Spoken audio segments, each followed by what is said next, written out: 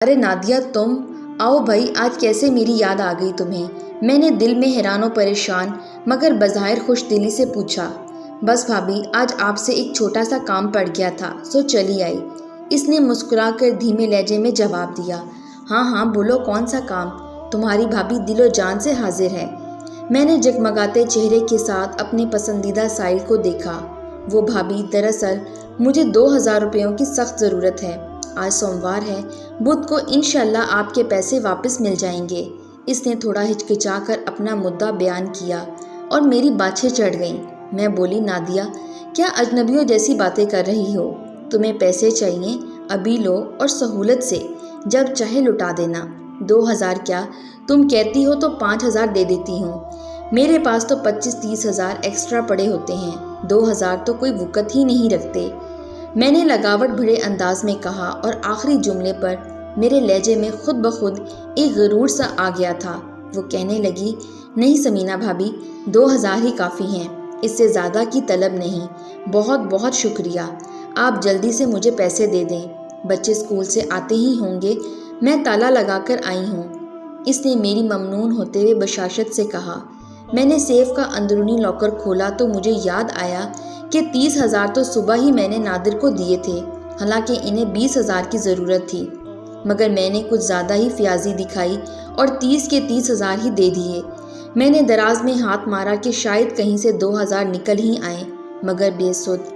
میں شرمندہ سی بولی، ایسا کرو شام کو لے لینا، تمہارے بھائی سارے پیسے لے گئے ہیں، دکان کے بلز پے کرنے تھے۔ کوئی بات نہیں بھابھی، لیکن شام تک کر دیجیے گا، میں شام کو لے لوں گی۔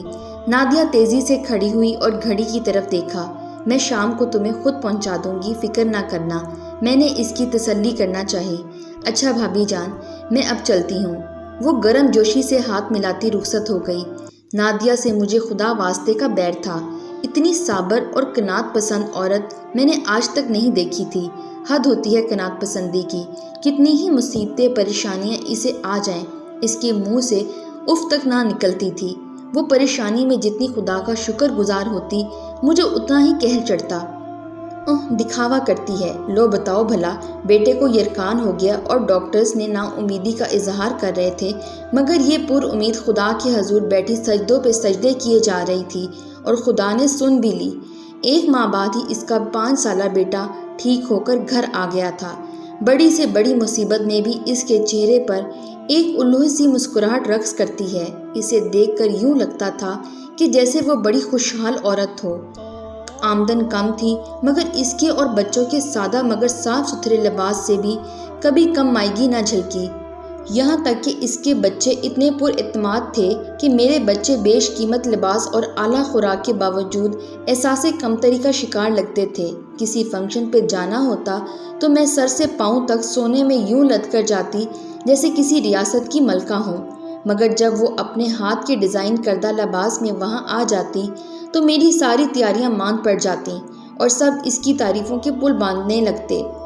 واہ نادیہ، اتنا زبردست سوٹ تم نے خود تیار کیا ہے، بھئی کمال کر دیا، کیا ڈیزائننگ اور کیا سلائی ہے، لگ ہی نہیں رہا کہ ہینڈ میڈ ہے، واہ زبردست۔ ہر طرف سے داد و تحسین کے ڈونگرے بجنا شروع ہو جاتے اور میں کلکس ہی رہ جاتی اور دل ہی دل میں پیچ و تاب کھاتی بظاہر مسکراتی۔ ایک بات تو ہے، کہتے تو سبھی سچ ہی تھے، وہ جو پہنتی اس پر کھل جاتا تھا۔ کمبخت تھی بھی تو بلا کی خوبصورت اور بچے وہ بھی حسین، پتہ نہیں خدا نے اسے اتنی فرصت میں کیوں بنا دیا تھا کہ میری طرف توجہ ہی نہیں دی۔ ایسی بات نہیں کہ میں بدصورت تھی، خوش شکل تو میں بھی تھی، مگر میرا رنگ اس کے سامنے دبتا تھا اور میرے بچے بھی ایسے خاص خوبصورت نہ تھے۔ حالانکہ میرے شوہر نادر بہت خوبصورت اور گورے چٹے تھے، جبکہ نادیہ کا شوہر قادر سانولا سلونا سا تھا۔ ہمارے مزاجوں میں، رنگ و روپ میں، حتیٰ کہ مالی حالات میں زمین و آسمان کا فرق تھا۔ حالانکہ ہمارے شوہر دونوں سگے بھائی تھے۔ جی ہاں، اب آپ کو سمجھ آ گئی ہوگی میرے جیلس ہونے کی وجہ۔ ہم دونوں دیورانی جٹھانیاں تھیں۔ میرے مرحوم سسر نے اپنے پیچھے 2 دکانیں اور یہ گھر ترکہ چھوڑا تھا۔ میرے سسر نے اپنی زندگی ہی میں مشترکہ گھر کے اندر دیوار کر دی تھی۔ ان کا کہنا تھا کہ دلوں میں دوری نہ آنے دینا، دیوار کی خیر ہے۔ میرے شوہر نے کپڑے کی دکان ڈالی تھی، جبکہ قادر نے مردانہ جوتوں کی۔ نادر کی دکان خوب چل نکلی تھی، مگر قادر کا کاروبار درمیانہ سا تھا۔ اتنی خوشحالی کے باوجود میرے بچے طوفانی بدتمیزی برپا کیے رکھتے اور خوب دھمکا چوکڑی مچاتے کہ میں چکرا کے ہی رہ جاتی۔ ارے نالائکو، کیا ہوا؟ اب کیا توڑ دیا تم لوگوں نے؟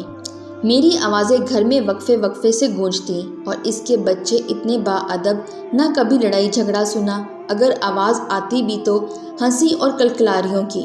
میں جتنا اس پر دھاک بٹھانے کی کوشش کرتی، الٹا اسی کی دھاک مجھ پر بیٹھ جاتی۔ گھر میں اسے کبھی کوئی تنگی آ جاتی تو اس نے کبھی میرے سامنے ہاتھ پھیلانے کی کوشش نہیں کی۔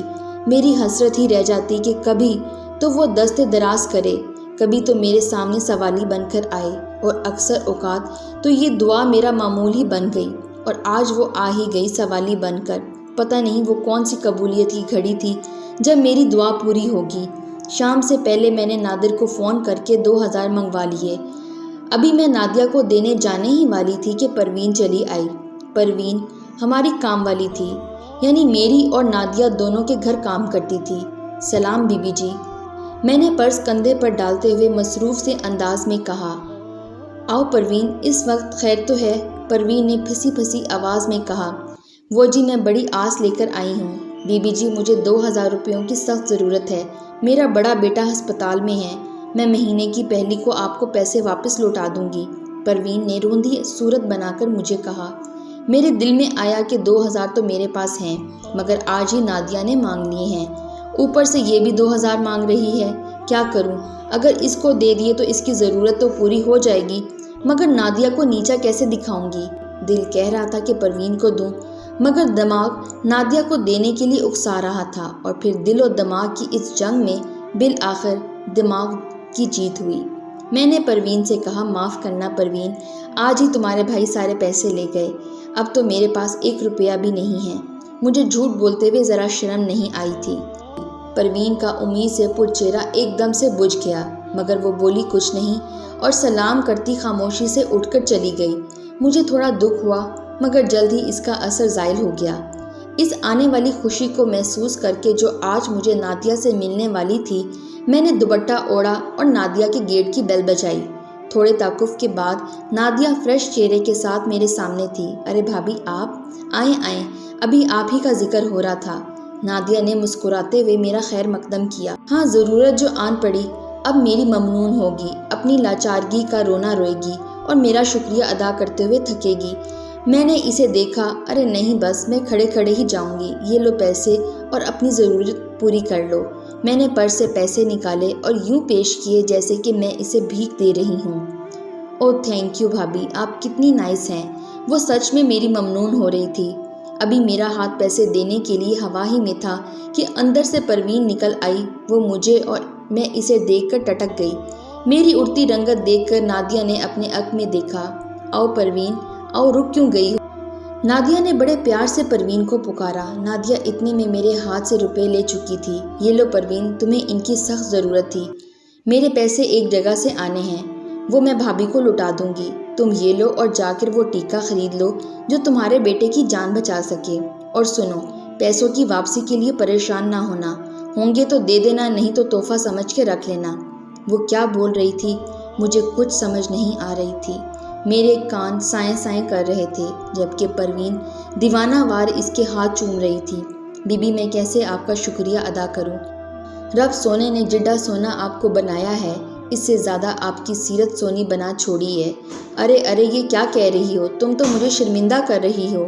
میری کیا اوقات، یہ تو خدا کا کرم ہے۔ نادیہ نے گھبرا کر ہاتھ چھڑایا۔ وہ شرمندہ ہو رہی تھی اور میں زمین میں دھنستی چلی جا رہی تھی۔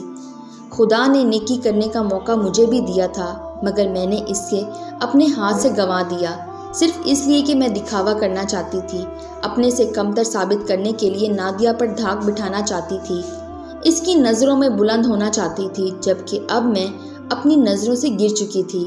پروین کی نظریں کچھ جتا رہی تھیں اور میں نظریں چرا رہی تھی۔